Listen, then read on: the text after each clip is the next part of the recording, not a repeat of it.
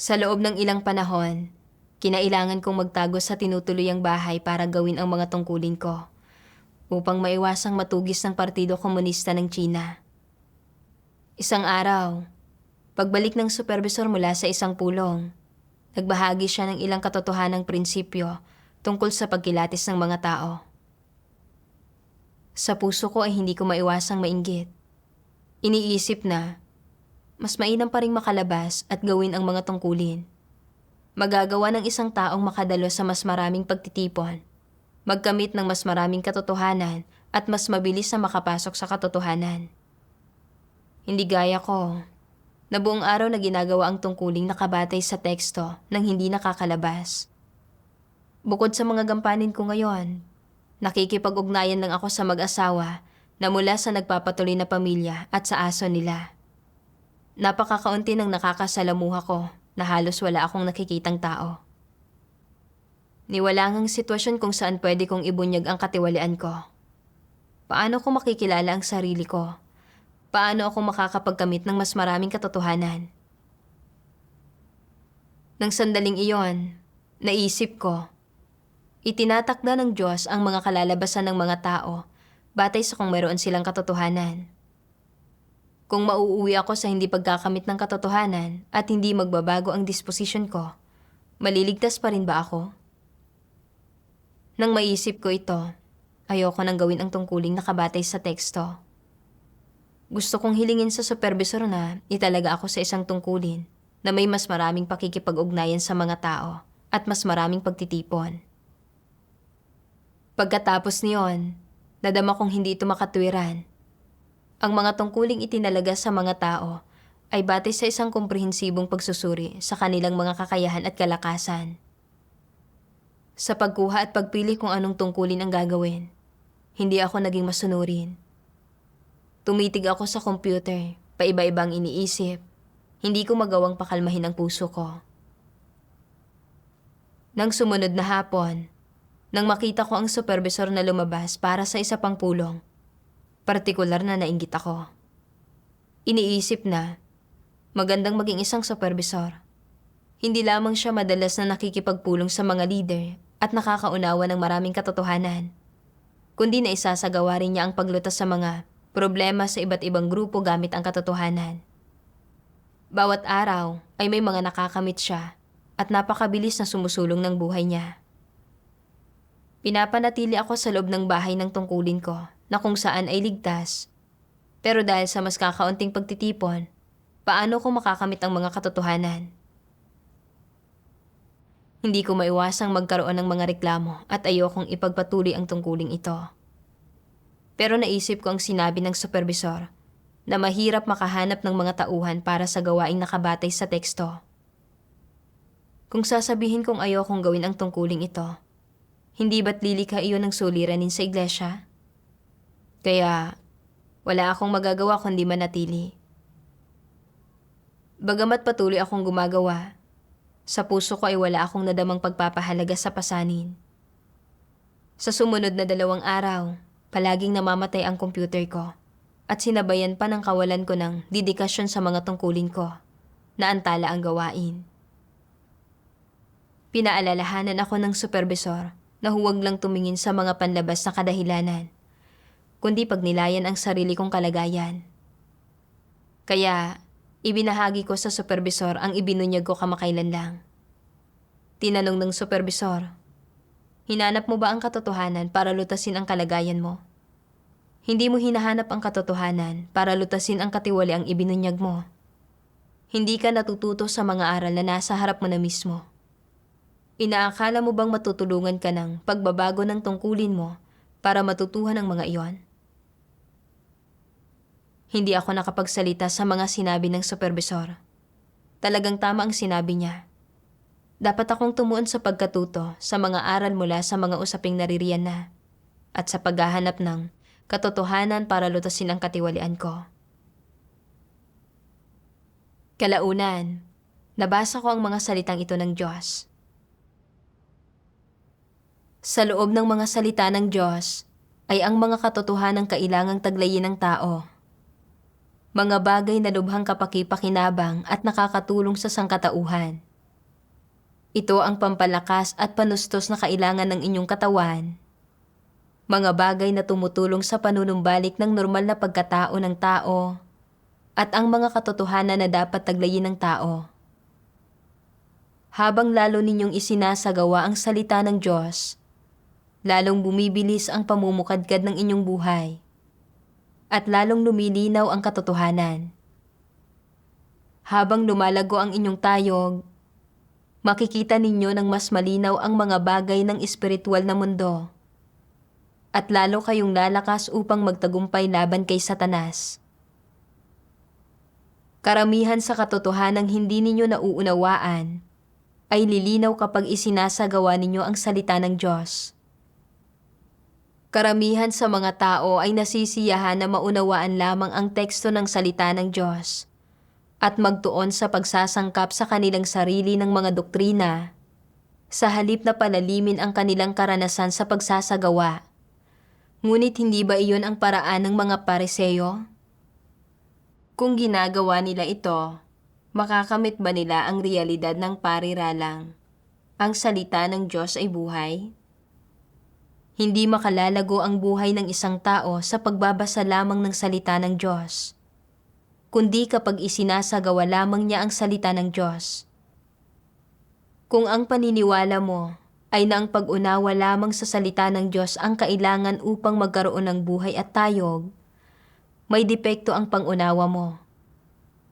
Nangyayari ang tunay na pagkaunawa sa salita ng Diyos kapag isinasagawa mo ang katotohanan. At kailangan mong maunawaan na sa pagsasagawa lamang ng katotohanan ito maaaring maunawaan. Sa araw na ito, matapos basahin ang salita ng Diyos, masasabi mo lamang na alam mo ang salita ng Diyos, ngunit hindi mo masasabi na nauunawaan mo ito.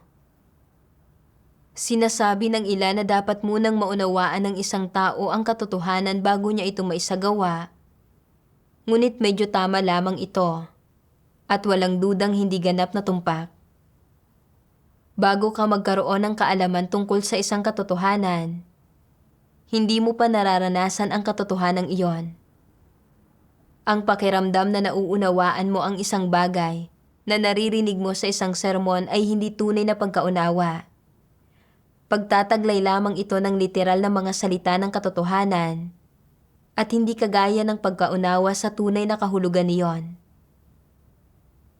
Hindi dahil mayroon kang malalim na kaalaman tungkol sa katotohanan ay talagang nauunawaan mo na iyon o may kaalaman ka na tungkol doon. Ang tunay na kahulugan ng katotohanan ay nanggagaling mula sa pagdanas nito.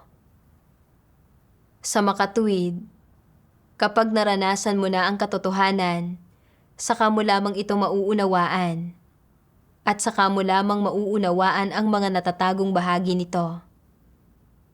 Ang pagpapalalim ng iyong karanasan ang tanging paraan upang maunawaan ang mga natatagong kahulugan at ang diwa ng katotohanan. Ipinaunawa sa akin ng mga salita ng Diyos na ang tunay na pagkaunawa sa katotohanan ay nangangailangan ng pagsasagawa at pagpasok dito sa tunay na buhay. At ang mga tumutuon lamang sa pagsasagawa ang may kakayahang makaunawa ng diwa ng katotohanan. Kung babasahin lamang ng isang tao ang mga salita ng Diyos o makikinig sa pagbabahagi na ng iba nang hindi pinagtutuunan ang pagsasagawa o pagpasok sa mga iyon, kaya lang niyang maunawaan ang mga doktrina at hindi tunay na maunawaan ang katotohanan. Naisip ko ang dalawang leader na nakilala ko dati. Gumawa sila mula Bukang Liwayway hanggang Dapit Hapon, kung saan-saan nagdaos ng mga pagtitipon at pagbabahaginan kasama ang mga kapatid. Marami silang binasang mga salita ng Diyos at dumalo sa maraming pagtitipon kasama ang mga mas nakatataas na leader. Bagamat naunawa nila ang maraming salita at doktrina, hindi sila tumuon sa pagsusuri sa kanilang sariling ibinunyag na katiwalian o sa pagsasagawa ng mga salita ng Diyos. Ang isa sa mga leader ay palaging nagtataas at nagpapatotoo sa sarili niya. Dinadala sa harap niya ang mga kapatid at kalaunan ay naging isang antikristo siya. Ang isa pang leader ay nahumaling sa katayuan at pinahirapan niya ang sinumang hindi nagpasakop sa kanya o ang nagbigay ng mga mungkahi sa kanya. At kalaunan ay pinatalsik siya sa iglesia dahil sa marami niyang masasamang gawa. Gayunpaman, may ilang kapatid na may mga tungkulin na hindi sentro ng atensyon at kinasangkutan ng mga limitadong pakikipag-ugnayan sa iba. Pero tumuon sila sa pagninilay at pagkilala sa kanilang sarili ayon sa mga salita ng Diyos. At lumago ang buhay nila paglipas ng panahon. Sumulat pa nga ang ilan ng mga artikulo ng patutuong batay sa karanasan. Naisip ko rin si Pedro mula sa kapanahunan ng biyaya. Marami siyang narinig na sermon mula sa Panginoong Hesus. Pero hindi siya nakontento na marinig lang ang mga iyon. Madalas niyang pinagnilayan ang mga salita ng Panginoon at tumuon sa pagsasagawa sa mga iyon sa pang-araw-araw na buhay. Sa pamamagitan ng pagsasagawa ng katotohanan, natanggap niya ang kaliwanagan at gabay ng Diyos. At sa pamamagitan ng unti-unting pagdanas ng ganito, naging buhay niya ang katotohanan.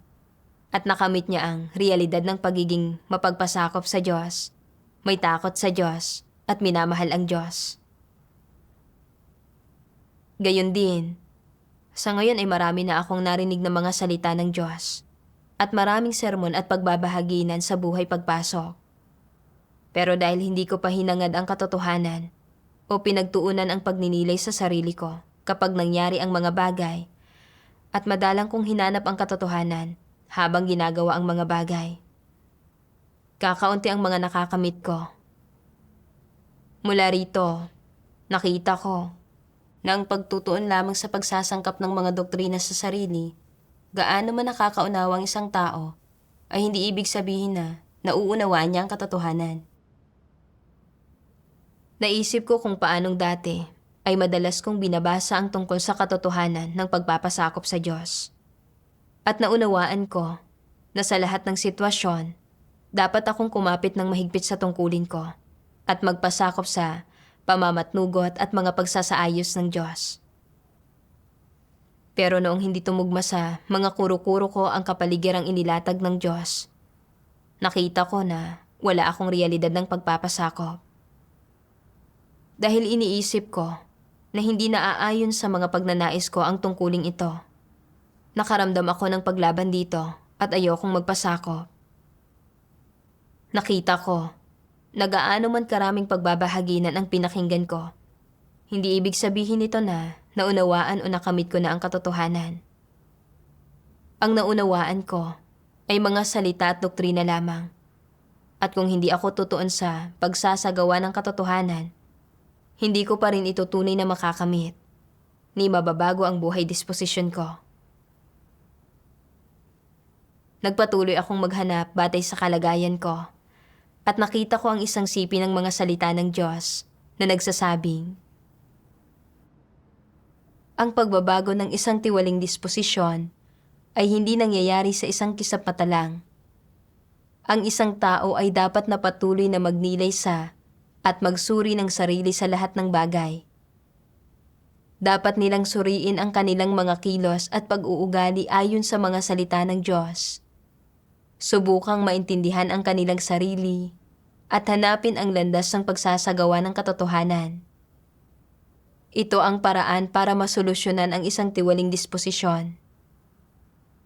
Kinakailangan na pagnilayan at tuklasin ang mga tiwaling disposisyon na nabubunyag sa pang-araw-araw na buhay, na magsagawa ng paghihimay at pagkilatis batay sa pag-unawa ng isang tao sa katotohanan, at na unti-unting makalampas, nang sa gayon ay makapagsagawa ang isang tao ng katotohanan at maiayon ang lahat ng kilos sa katotohanan.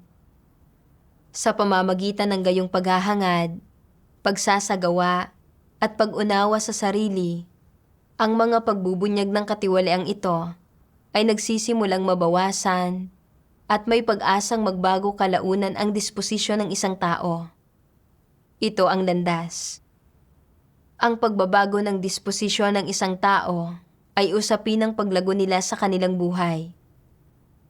Kailangang maunawaan ng isang tao ang katotohanan at maisagawa ito. Sa pamamagitan lamang ng pagsasagawa ng katotohanan nila matutugunan ang suliranin ng isang tiwaling disposisyon. Kung ang isang tiwaling disposisyon ay patuloy na naibubunyag, hanggang sa punto na naibubunyag ito sa bawat kilos at salita, nangangahulugan ito na ang disposisyon ng isang tao ay hindi pa nagbabago. Anumang mga bagay na may kaugnayan sa isang tiwaling disposisyon ay dapat na taimtim na himayin at tuklasin. Dapat hanapin ng isang tao ang katotohanan para matuklasan at matugunan ang mga ugat ng isang tiwaling disposisyon. Ito lang ang natatanging paraan para ganap na malutas ang suliranin ng isang tiwaling disposisyon. Kapag natagpuan mo na ang landas na ito, mayroon ng pag-asa para sa pagbabago ng iyong disposisyon. Hindi ito mababaw na mga bagay lamang. May kinalaman ang mga ito sa totoong buhay. Ang susi ay, kung kaya ng mga tao na buong puso at buong sigasig na mailapat ang kanilang sarili sa mga katotohanang realidad, at kung kaya nilang isagawa ang katotohanan. Hanggat kaya nilang isagawa ang katotohanan, unti-unti ay magagawa nilang iwaksi ang kanilang tiwaling disposisyon. Pagkatapos ay umaasal sila ng ayon sa mga hinihingi ng Diyos. Sa madaling salita, kaya nilang umasal ng ayon sa kanilang kinalalagyan.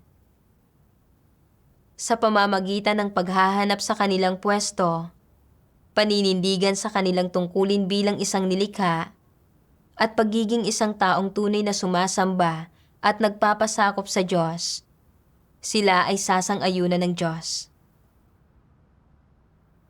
Ginawang napakalino ng mga salita ng Diyos na sa bawat araw ay nabubunyag ang mga tiwaling disposisyon ng tao. Sa bawat bagay at bawat salitang nabigkas, maaaring may mga nakahalong tiwaling disposisyon at maling kaisipan at pananaw. Kailangang hanapin ng mga tao ang katotohanan para makilala at malutas ang mga isyung ito. Sa huli, kung makakamit ba ng isang tao ang katotohanan at matatamo ang isang pagbabago sa disposisyon, ay nakadepende kung hinahangad at isinasagawa ba ng isang tao ang katotohanan. Hindi ibig sabihin na mas maraming tao ang nakakaugnayan mo, mas marami kang ibubunyag na katiwalian. Una, kung hindi ka lumalabas at nakikipag-ugnayan sa mas kakaunting tao, kakaunting katiwalian ang ibubunyag mo.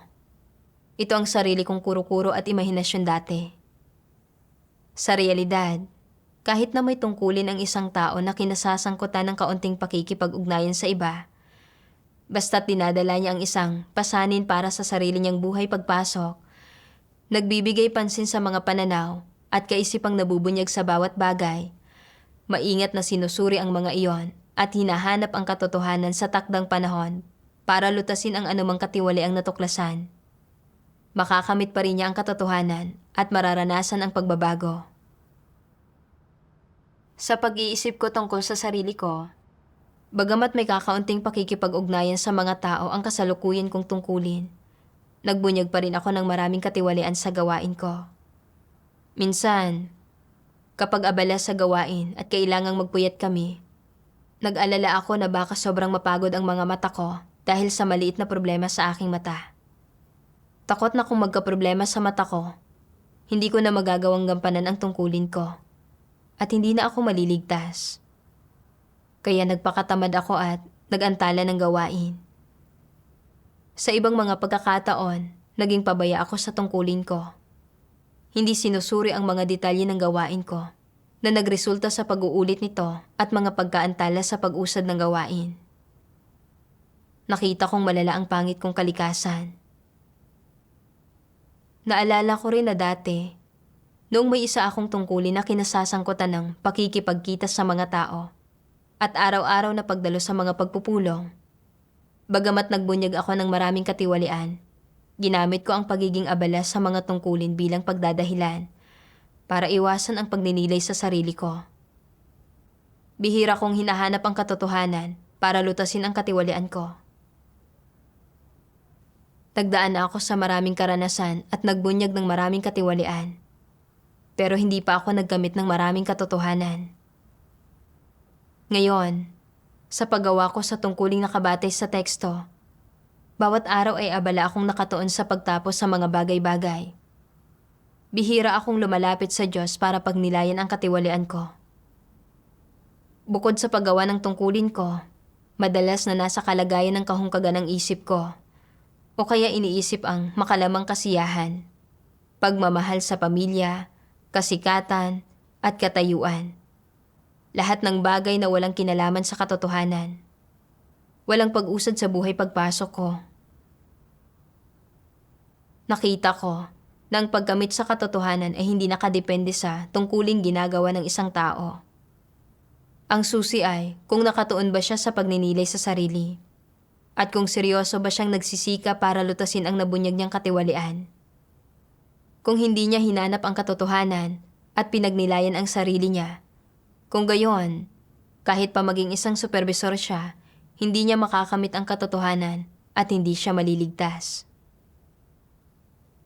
Sa pagharap ko sa mga katunayang ito, nakita ko kung gaano katawa-tawa at mali ang mga pananaw ko.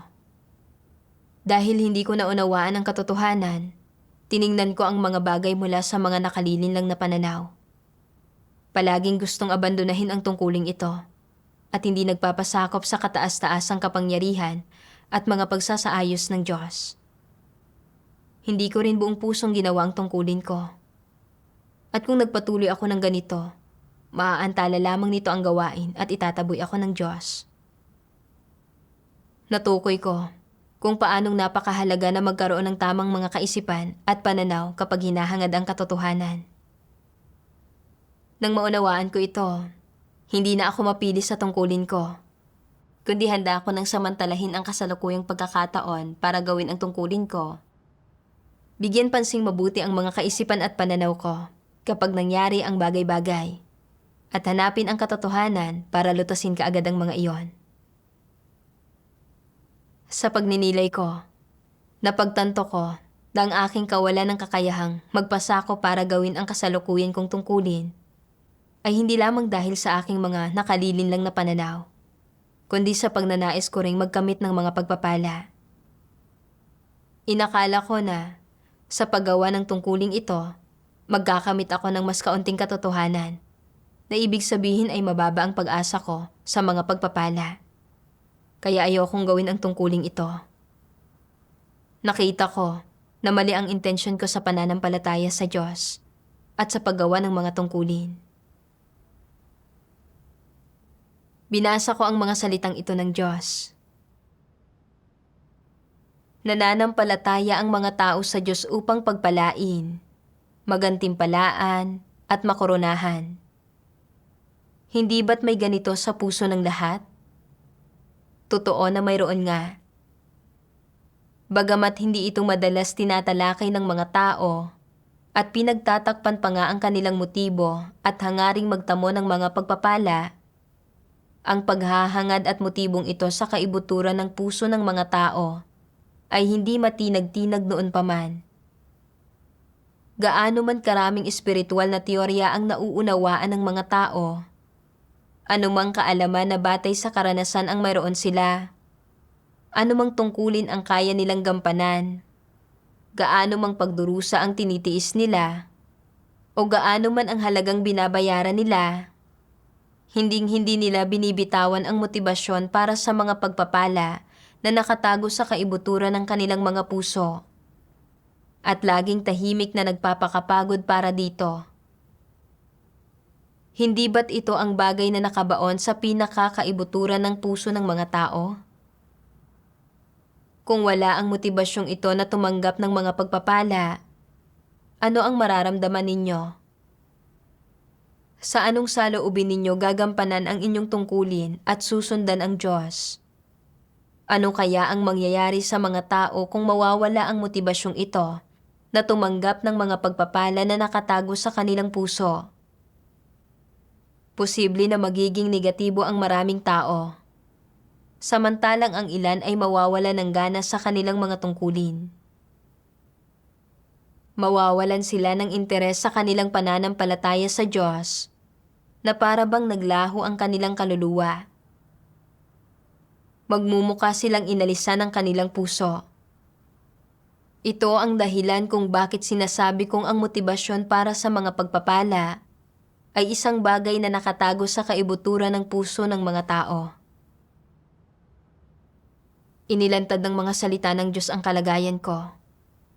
Sa pananampalataya sa Diyos, pagtalikod sa mga bagay-bagay, paggugol sa aking sarili at pagsisikap, ang naging layunin ko lang ay ang tumanggap ng mga pagpapala. Kung hindi ako makakatanggap ng mga pagpapala, nawawala ang motibasyon kong gawin ang tungkulin ko at wala akong kasigasigan sa lahat ng bagay. Magmula noong una akong manampalataya sa Diyos, lagi akong masigasig sa paggawa ng tungkulin ko. Isinuko ang trabaho at buhay may asawa ko at handa akong magdusa at magbayad ng halaga sa tungkulin ko. Noong itinalaga ako sa tungkuling ito na nakabatay sa teksto, naisip kong ang tungkuling ito ay kinasasangkutan ng kaunting mga pagtitipon sa labas at mas kaunting pagkakataong magkamit ng katotohanan. Nahahadlang sa kaligtasan ko. Kaya ginusto kong bigyan ako ng supervisor ng ibang tungkulin at nagreklamo ako na hindi angkop ang tungkuling itinalaga sa akin. Nagsimula akong maging pabaya sa paggawa ng tungkulin ko. Nagpakatamad at inantala ang gawain. Nakita ko na naudyukan ng pagnanais ko para sa mga pagpapala ang mga sakripisyo at pagsisikap ko sa paggawa ng mga tungkulin ko. Sa pananalig ko, isinaalang-alang ko lamang ang sarili kong mga interes. Tinatrato ang tungkulin ko bilang pamamaraan para maggamit ng mga pagpapala. Kung mukhang kapaki-pakinabang ang isang tungkulin para makamit ko ang mga pagpapala, masigasig akong nakikipagtulungan. Kung hindi naman, nagiging negatibo at mapanlaban ako. Hindi ako naghangad para magpasakop at paluguran ang Diyos. Ni hindi ko ginagawa ang tungkulin ko bilang isang nilikha na may sinseridad sa Diyos. Hahantong lang sa pagkasuklam ng Diyos ang paghahangad sa ganitong paraan at sa huli ay pagtitiwalag niya. Dapat kong sundin ang mga pagsasaayos ng iglesia. Masigasig at may konsensyang gawin ang mga tungkulin ko.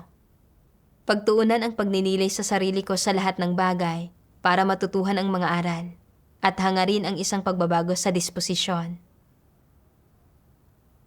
Sa mga sumunod na araw, nagtuon ako sa pagkatuto ng mga aral mula sa mga bagay na nakakaharap ko. Ang kapatid sa tinutuloyan kong bahay ay masigasig sa paggawa ng tungkulin niya, pero hindi masyadong nagbigay pansin sa buhay pagpasok. Noon, tinulungan ko siya ng may mabubuting layunin. Palagi kong sinusubukang makilala niya ang sarili niya sa mga bagay na nangyayari, na humantong sa paglaban at pagkasuklam niya. Pakiramdam ko ay naagrabyado ako. Nagtataka ako kung bakit hindi napapahalagahan ang mabubuting layunin ko. Sa pamamagitan ng pagninilay ko, napagtanto ko na may mayabang akong disposisyon at pinipilit ko ang iba na makinig sa akin. Gayon din, wala akong mga prinsipyo sa pagtulong sa iba. Kalaunan, nabasa ko ang mga prinsipyo sa pagtulong sa iba ng may pagmamahal. At naunawaan ko na ang pagtulong sa iba kahit papaano ay hindi dapat maging dahilan para matisod sila, kundi makinabang sila at na dapat kong tratuhin ang iba ayon sa kanilang tayog. Matyaga at mabait silang ginagabayan nang hindi sila pinipilit na tanggapin ang mga pananaw ko. Bukod doon, noong nakaraan, maraming kapatid ang pumunta sa ibang bayan para mangaral ng ebanghelyo. Hindi ako makapunta dahil sa ilang dahilan at nakaramdam ako ng pagkanegatibo at pinanghinaan ng loob. Nagrereklamo kung bakit pinahintulutan ng Diyos na mangyari ito sa akin. Kalaunan, tumuon ako sa paghahanap ng katotohanan at sa pamamagitan ng pagbabasa ng mga salita ng Diyos at pagninilay sa sarili, natukoy ko ang mga nakalilinlang kong pananaw at ang intensyon kong hanapin ang mga pagpapala. Inakala kong ang pagpunta sa ibang bayan para gawin ang mga tungkulin ay magbibigay ng mas maraming pagkakataon para magsagawa. At magkagayon ay mas malaking pag-asa para makamit ang katotohanan at kaligtasan. Noong hindi natugunan ang layong ito, naging negatibo at nagreklamo ako.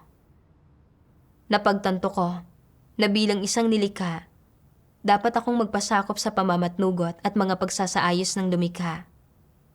At naunawaan ko na kung makakamit ba ng isang tao ang katotohanan o hindi, ay nakadepende kung nagsisikap ba siya at nagbabayad ng halaga para sa katotohanan. Hindi sa kung saan niya ginagawa ang kanyang tungkulin. Dapat akong kumapit ng mahigpit sa tungkulin ko, hangarin ang katotohanan at matuto ng mga aral sa kasalukuyang kapaligiran ko. At gawin ng maayos ang tungkulin ko. Ito ang dapat kong hangarin. Sa pagninilay ko sa mga karanasan ko sa panahong ito, naunawaan ko na sa pananampalataya sa Diyos, kung makakamit ng isang tao ang katotohanan, ay hindi nakadepende sa kung anong tungkulin ang ginagawa niya, kundi kung minamahal at isinasagawa ba niya ang katotohanan. Kung seryoso ang isang tao sa mga pang-araw-araw na bagay na nangyayari, tumutuon siya sa pagninilay sa kanyang katiwalian at paghahangad sa katotohanan upang lutasin ito. Nagsisikap para sa pagbabago sa disposisyon, magkakamit siya ng ilang pakinabang sa bawat araw. Ngayon, hindi ko na nilalabanan ang paggawa sa tungkuling batay sa teksto at kaya ko nang magpasakop. Gusto ko ring pahalagahan ang tungkuling ito at magsikap sa paghahangad sa katotohanan.